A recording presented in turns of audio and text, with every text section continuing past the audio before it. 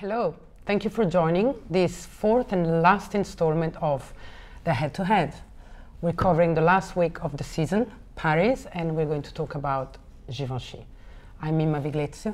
And I'm Colin McDowell. Hi. Hi.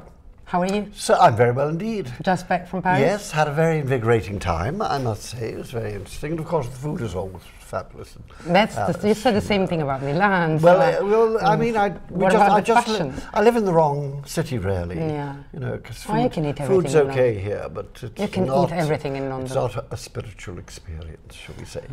Anyhow, except that probably the waiters are nicer here than in Paris. So. Oh. Oh, Paris, yes, Paris. They're grumpy, but they're grumpy. I can be quite grumpy. Anyhow. Really? Oh yeah. Tisci. Yes, Givenchy. Ricardo for Tisci. Those who are not Did you like in it? the know, I absolutely loved it. So did I. For me, and I've never said this about Givenchy, but I think one of the shows of the season. I certainly think it was the best thing in Paris. Totally Definitely. agree. And it's very interesting, he's built up to this. I've watched him when he does his couture. He used to do it in a very interesting way. I didn't go to couture last season, so I'm not sure how he did it. He didn't show couture. He just does, he creates one-off clothes, about 6 items, and the girls are there standing, and you can go up and touch them and ask them. Oh yeah, he did presentation. So he didn't make them walk. we know that this man is a master craftsman, a really master craftsman. The work is fabulous, absolutely fabulous. And this time, I think you saw it. It was a consummate thing. I think since he hasn't been doing couture now for 2 seasons, if I'm not mistaken, maybe even 3. Why is he not? Do you know? Probably he was commercial reasons. It was never said. But this show wanted to show the world how good he is at that. And I was thinking about that while I was watching it, thinking about Givenchy sweatshirts and his take of streetwear and sportswear that he did in the past years, which was interesting because he's Riccardo Tisci, so he can, but less for me fashion with a capital F. And there it is. And yes. I loved it particularly because I thought, contrary to others, he wasn't nostalgic of eras. He was refreshing and remodernizing Victorian clothes in a real modern way. Yes. And it was just outstanding. I agree with all of that, absolutely. I thought it was really interesting the way he used modern fabrics and did them in a very interesting and different way.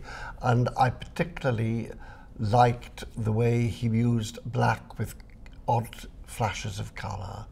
He's got the most perfect ruby red colour, which that no red one else was has, just incredible. And I liked the sort of bow towards the uniform that we're looking at now, which was also there at Lanvin, but it was more overt at Lanvin. It was very definitely uniform. They were like they were really like guards, you know. But he went back to his but I think exactly what Riccardo did here is that it wasn't costume, it wasn't uniform. No, it was it's just absolute incredibly beautiful clothes. Yes. Very ahead, very creative. Yes. Even if there was a hint of history, but it was still very creative. And I was so frustrated this season because of, you know, the nostalgia, the copying, I don't know what to do anymore, that this, for me, was like a breath of fresh air. And it's not that I'm not a fan, I have huge respect, but I'm not always, you know, in tune with what Givenchy does, not as much as with what Nicolas does, for instance. And I thought this was absolutely show of the season, one of the show of the season. Oh, I think show of the week, for sure. I think we've agreed that, really. The question is, why is it so special and what is wrong with the rest? That's a very good question. Well, I think the problem is that they're all doing far too many. This is a roundup sort of program, so let's talk about what is wrong with fashion as well. Absolutely. They're doing far too many shows, they're doing far too many clothes, they don't have time to think, and they're being pushed to make it commercial, to make it commercial, to make it commercial. I've just been this morning to the preview of the Alexander McQueen exhibition in the V&A, so were you. And that is an eye-opener with what you can do, the amazing transformations you can make if A, you have the money, which all of these people working in Paris do have, and B, you have the time and the leisure, and the people who are paying you have the belief in you to let you go ahead. I think you forgot one thing. What is the thing? The talent. Yes. The problem of that show, Savage Beauty, is that once you've seen that, and you go back and think about what you've seen in New York, London, Milan, and Paris, you're like, there's a whole world in between. The talent of McQueen, and there is this quote of his where he says, I want people to think once I'm dead and gone, and that made me almost tear up, to think, this is the center of McQueen. He changed the world. I don't know, I'm quoting it very badly, but, and it's so true, and I was like, when someone does this, how can you compare? Well, it's interesting you should say that, because in fact, I took exception to that. And in the review I've just done for Business of Fashion, I have said that we will read tomorrow. Whenever it's put up, I don't know when. He didn't invent the 20th century, or whatever his expression is, I can't remember. It was very No, but he arrogant. was wanting to, so he was putting the effort in it. We have to look back at the people who are the antecedents, and that's, of course, Balenciaga, the original one, Mugler, Montana, and all of these people who cared about structure, because that's what Alexander McQueen is basically about. Then on top of it comes his incredible, educated, decorative eye. He had the most decorative eye, even more so than John, for whom I have great admiration as well. And the other person we have to remember in all of this is so much of his thinking was presaged, if not completely done in the way that he did it, presaged by Yves Saint Laurent. Yves Saint Laurent is still greater than any English designer has ever been, and I suspect that really? Yes, that's my view, and I think it'll be many years before England can really say. Why is that? For the way he changed, the way of wearing clothes, for how he liberated the women, why? Well, politically, technically. Foolish people say Chanel invented the 20th century for women. It was Yves Saint Laurent. I agree with you on this one, totally but I want to know why you think so. Because he had a practical sense. He knew how to make clothes that people bought. That's the first thing. Secondly, he had an unbelievable decorative eye. And thirdly, and this is where the English designers fall down, he had culture. I've talked to him, I'm sure you have. He had an incredibly wide culture. He could talk about 18th century French literature. He could talk about 19th century Italian opera or something. These people, they go to art school, they're taught nothing culturally. Let me just finish this time on what we in England call a hobby horse. It is this. I believe that if you have talent, design talent, it doesn't need to be trained. What they should be doing in art colleges is giving them some cultural background. They know nothing. They don't read books. They read comics. Well, they don't listen to music. They listen to pop music. I need to talk here, not to contradict you, but to say spot on, because two things that you said for me are very important. One, you said he knew how to invent, renew, and create things that people wanted to wear. And that's where, for me, the big discussion between commercial and creativity comes in, where you can give me normal clothes that I can wear and still be fashion and still be creative and still be renewing. And I think Yves Saint Laurent was one. I think Riccardo showed this here. Yes. Lee McQueen, not always, but in a sense, well, back to that soon. And the other thing is the culture. I think that the problem with most of these people that design fashion is that maybe because they're too busy doing too many things, but sometimes they're too insular, they're too inward, they're too ego-oriented, they don't look around. And I remember Lee was saying, I force people to open their eyes. Look at nature, look at people, look at everything. Sponge in messages and translate that into who you are. And that's what people don't do because they're too busy looking to their bellies. Or looking at what other people do and copying. I was going to say, that's the real problem. One thing, I mean, Lee had many flaws, but that wasn't one of these. Copy. No, that is true. And you can see it. You can see it in stole little things from people like Balenciaga, but it didn't but matter. more than stealing, I thought it was inspired by masters. Yes, but don't you think nowadays I think the master is the one who makes the most money. That's the problem. Which brings us rather nicely, define I think, that, please. to Chanel. Well, people think he's a maestro. He's making so much money. Other designers, particularly the ones in England who poor little things, they never see any money for years and years and years. It's terrible, really. I think we're not a fashion country, a fashion creating country, England. Well, but here we don't have the soil for it.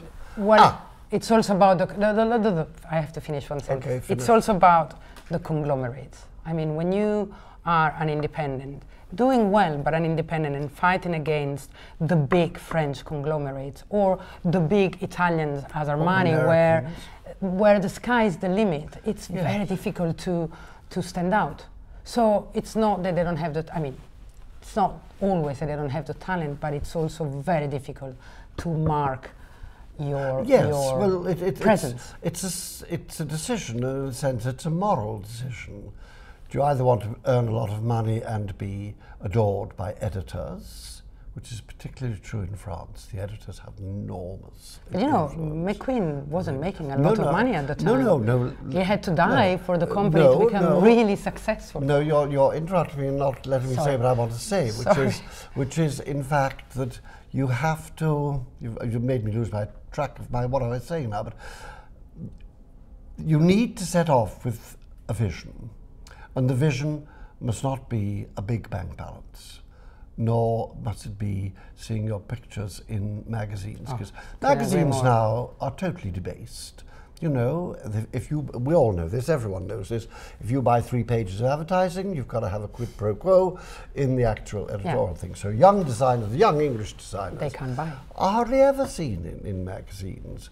I'm very pleased to say that in Paris, I was reading the latest American Vogue March, and they've given a terrific amount of space to Erdem and to Christopher Kane and Mary, which I think is fabulous. Why doesn't that happen in our own country? Yeah, I think there is an Anglophilia going on in the States that goes from fashion to music to actors, and that helps, doesn't it? Sure, and also it does, yes. Because they also need newness, they need fresh, and they don't have the money to buy, double spreads, but it's their duty to show us what's new and what's going on, don't you think so? So they have to sometimes give credits to people that don't spend money with them. Yeah, but I think there's a terrible sort of club thinking in that people all seem to end up with thinking that the same new thing is the right thing. And I don't really buy into that at all. Can we talk about Chanel? I know you want to talk about Chanel. I'm dying to talk about Chanel. Okay. Because I think it was very interesting. First of all, the brasserie, you either loved it, it was real, have I touched something? No. Not your fault. It was real. I asked I know it was real. It looks for totally an orange brasserie, and I got one, from a real waiter. And they were doing glasses. Did they give you the bill? No, there were no bills. And all right, in a way it was silly, in a way it was outrageously in your face consumption, in that, God knows how much it cost. But what I loved about it, it enabled him to show the clothes in a very different way. You saw 2 girls walking around, sitting down, chatting and everything. And it made the clothes actually suddenly have a meaning for real women. And the other thing, which I think is very important... Do you think these are real women? Yes, of course a real woman could wear that. What I think also is that I hate the way so many shows now are too limited, and the designer has sort of 4 ideas and he puts them all in. Now it may be that Karl Lagerfeld's growing old and thinks, well, how many more shows have I got? I don't know, but he mixes them up marvelously.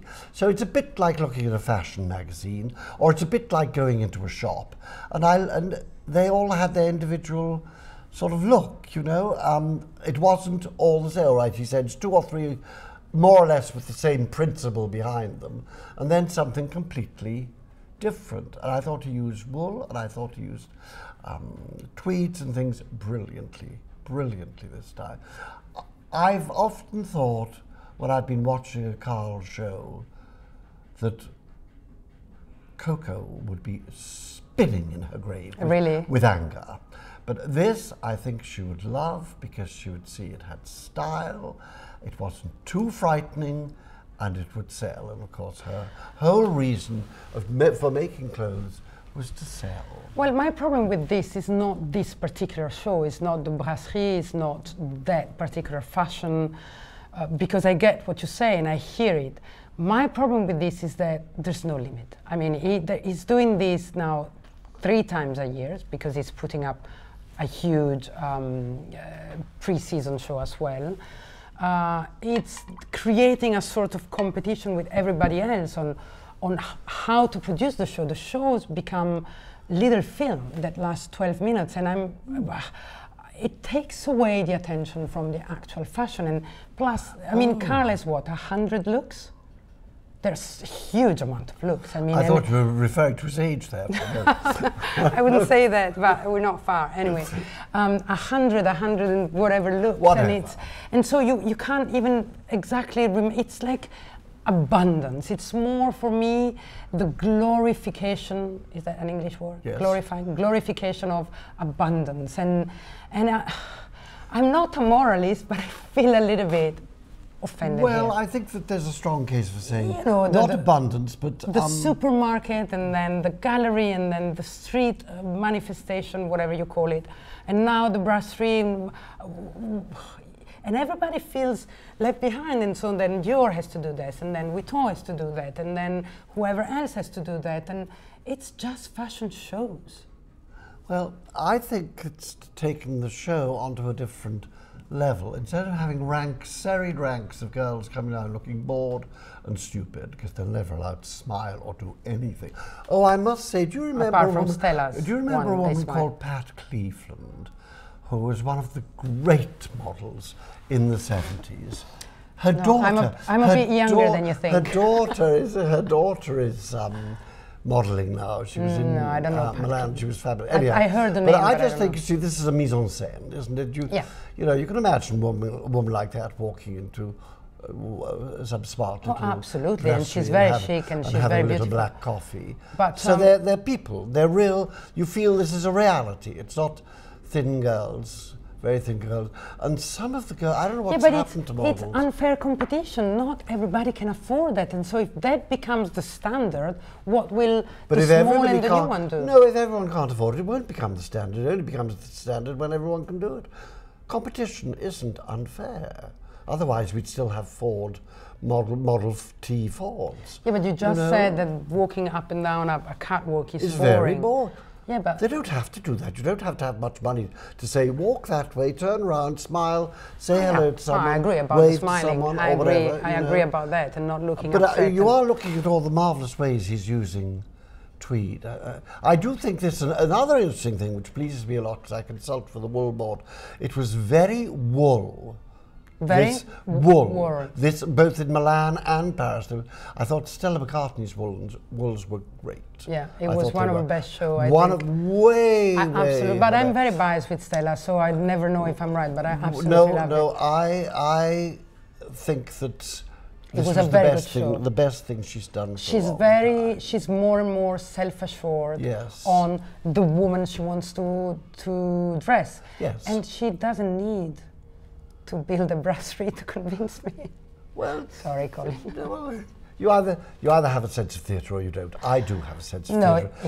I mean, Lee had a sense of theatre that made me emotional every time. I mean, I saw this morning again that pyramid with the hologram, and I remember sitting there and having known before, because I was behind, and still being emotional and tear up during it. So that's a different thing. We're talking a sense of theatre that has to do with the clothes and with the makeup, and I don't know. I think it's a totally different thing. It's art. It's pure art. This is, theatre. If you go back to this, it wasn't, when they're just coming down the runway, they are actually just showing clothes. These women are moving and showing a way of life. You can see different personalities coming out, because all he's told them is keep your hands in your pockets if you're wearing this one or whatever, you know? And models, unfortunately, are not only rather stupid often, but I think they're very frightened. Because they very told frightened. how to walk, what to speed, how to smile or not to smile. They told everything. I would think dress them, have them perfectly, and say, go out and enjoy yourself. Go out and enjoy yourself. Do you think that's exactly what he did? You can see it in the way, or you know? I don't know. No, I don't know. But see, did you notice there was one pair of shoes, one style of shoes in the whole show? Yes. Quite interesting. So not really. I never understand why this happens. Why have we got a boy suddenly? Because he likes boys. Yeah, but I mean, it's nothing to do with what we're doing. I think the waiters were models, weren't they? His favorite models were waitering. A lot, not all. A lot of them were, though. Yes, definitely. I always put some boys or two in it. Just but I add to the. If it has to be real, the world is made of. Well, that's both true. sexes All right. and genders, Yes, so. You've caught me out there. We would, if we were in a brasserie, expect to see some boys. Probably not as well dressed as these ones were. But I just think, you know, it's rather strange. But so let's go back to Riccardo. So where does the Tisci show stand to, you know, in between the normal fashion show and the theatrical thing? Well, if you see what I mean. I mean, it was more difficult to understand watching it up online, that you know, ambiance that it created and what it had to do with the clothes. Can you? Well, it didn't have much to do with the clothes at all. You know, he would naturally go to darkness. It was very dark and gloomy, and the music was a little intrusive. But then that's. But what about all the props and what was around? Oh, no, I ignore. It was just. Yeah, I ignore all of those, unless they're done really spectacularly. Well, why did you ignore it? Because it's not that. So what's the difference? The difference. It's a question between this kind of theatre that we've just seen with the brasserie and what Riccardo Tisci created around. This is a question for which there's no meaningful answer, because, you know, you think of film, what's the difference between a drama and a musical? They're both film, but they're completely different. I think it's dangerous to try to compare people with other people. No, but what I'm trying to say is that he also put up a lot to then present his clothes.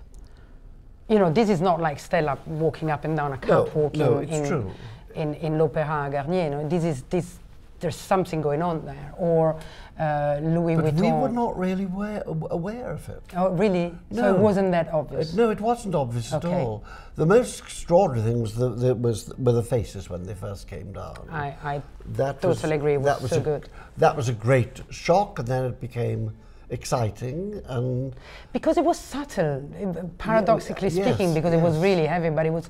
I think probably it's Pat McGrath, but I mean, it was subtle. It was elegant. It was. I'm sure that face jewelry will be produced and sold. I'm sure it will. Oh, I think it's going to become a look. Oh, it was a real statement. Yes, very interesting. John Galliano's Margiela. Yes, I liked very much indeed.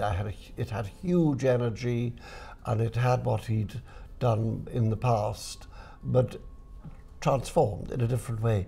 But there was a certain section where obviously Pat had been asked to go back to what he used to do with the grotesque crowds. And I thought that was a very strange and retrogressive thing to do, because it just didn't work with all the rest, in my opinion. You know, that show made me sad. For some reasons, which you just said about McQueen before we went on air.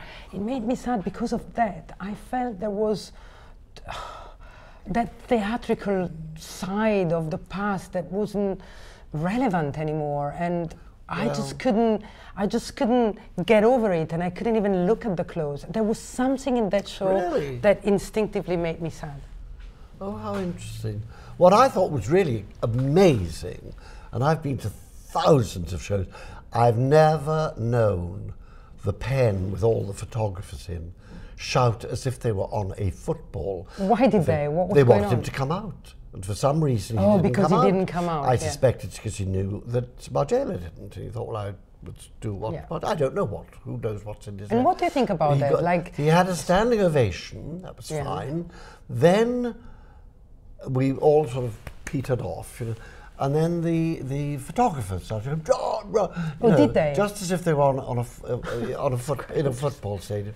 And I thought, well, that must be. But do you think he's right to do it the way Mr. Margiela was doing it? Like, you mean whether he comes or not? Yeah, stripping it down so much between what he has been and what we know him for, and now that he doesn't even show himself. What do you think? Probably he's on a course where he wants to be very tactful. tactful. He doesn't want to, Fair obviously. enough. If I were him, I would not want to do anything that would give people put people in the position of being able to criticise. So obviously people could say, oh, well, of course, but Maison Margiela never came out. I mean, he was too secure or whatever. John had to come out and show off or something. So I thought it was very clever. He may have been advised, he may have been asked, he may have been told, or he may have thought of it for himself. Yeah. I don't know, but I thought it was the right thing to do. That's Whether he'll go on doing it or not, I really don't know. Yeah, don't you think that the Galliano in him will explode one day? We don't know what the new Galliano is. There's quite an interesting piece in American Vogue. Anna Winter should pay me some money for all of this. These plugs I'm giving. It's PR. Anna, did you hear? By Hamish. And yes. John says all the right things, but you know, whether he's been rehearsed in saying the right things or whether he's done it himself, one doesn't know. See, this is the terrible trouble. People we know them all, nearly all of these designers, because even if they're from abroad, they've been St. Martin's or the Royal College. But then once they get into the system, you don't feel you know them anymore. Because you think they're taught what to say and how to behave. But yes, I mean, because then they're little puppets, aren't they? They're marionettes to do. Well, Lee was never a puppet. You know, oh, I think he probably was. I think he probably was a Givenchy. Oh, but yeah, you know, well, I didn't know I taught John at St. Martin's. I wrote a book about it. I don't. Was he a puppet? I don't know. Okay. I don't. No, he was very abstracted. I'll tell you, he only came to certain lectures, very few lectures. Well, certain situations. One was the cutting. He never missed a cutting class. That was his favourite. And the other was what I was doing with them, which was a history of art and how it fitted in with fashion and sort of cultural background. And when he came to say goodbye to me, I said, John, because there'd been a bit of criticism that he hadn't turned up to lots of lectures. And I said, John, why did you come to my lectures? And he was only about 21. And he showed enormous aplomb. He said, well, Colin, I've never been able to resist a high camp experience. It's one of the most marvellous things that anyone has ever said to me. And he was a babe in arms, you know. But what is going on in his head now, I don't know. That's the And were you close to your students at that time? So you knew them, oh, you knew their you are in English colleges, you know. They're not formal. So you knew what could come out of that young man. Oh, there was no doubt about it. He was already brilliant. Genius. The other thing he was one of the most fabulous draftsmen. He had a book of his drawings for his final collections, the Incroyable. And I tried every way to persuade him to sell it to me. Real money. To sell it? Yes, not because I thought he was going to be famous, who would know. Yeah, you should have bought it. But because it was so beautiful, and he wouldn't. I bet he hasn't got it now. I bet it's been thrown out into a skip like so many of his things were. You never know, you never know. Businesses they probably hold on to those things more than we think. More than we think. But no, what I mean is I'm not overwhelmed yet. What I mean about that, the book thing is that they all go. They have designers are like actors and painters. They have to have at some point in their lives, they have to have a baptism of fire. Now, if you talk to Marc Jacobs, who you know. He will tell you, he told me that the horrifying thing when he was working, I think, for Penny Ellis, he and Tom Ford, who were working together, he was Tom's boss, which I think is fantastic. Hilarious. Hilarious. He and Tom Ford came in one morning to find everything was being, great big guys throwing everything out of the window into a skip because it had in the studio? In the studio, because they'd gone bust. Now that happened. Oh John, I was thinking at least twice. So that book probably just was thrown into the rubbish and ended up... Unless it was in his house. But maybe it was, I don't know. Yeah. Well, but as we're doing a sort of roundup, what else did you think? About what did you think about the whole season? Well, I mean, the whole season, I don't think much, and that's why what stood out for me stood really out, and I would say Prada, and I'm not saying it because we always say this year, I think she overdid it. I mean, it was, for me, fantastic. Definitely Givenchy. In England? No one? Christopher Kane, maybe. I really loved it.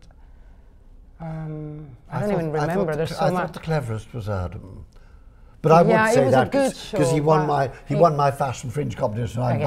bound to push No, I him. have to mention Vuitton. I really love the normality of I haven't Nicolas. seen it. Well, I it's a haven't very seen good it. show because to go back to what you were saying at the beginning, he knows how to give us fresh and new in normality, and that's really, really precious. And I think he's doing really well. I mean, I'm sure it he was is. it was really good. It was a very powerful show, and I'm totally biased. And I loved Stella's show. Milan. She's come a long way since Milan. Karl Lagerfeld. I love Do Fendi. you remember what Karl Lagerfeld said about Stella? At the time of When she was her first taking showing, over when she Chloe? was yes, when she was first. What did he say? No. He said what's she doing in Paris? She can design T-shirts. Oh, you know? wow. Horrible. Yeah, well, she's doing really well. Horrible. We've got to wrap up. Oh, have we? Oh, So, right. Colin, it was fantastic to dissect Yes, fashion we season with we you. still haven't gone through and torn them all apart. Well, yeah, for the whole hopefully we will be season. called back for the Maybe, next season. Maybe. Thank you so Anyhow, much. thank you very much Bye. indeed. Thank you.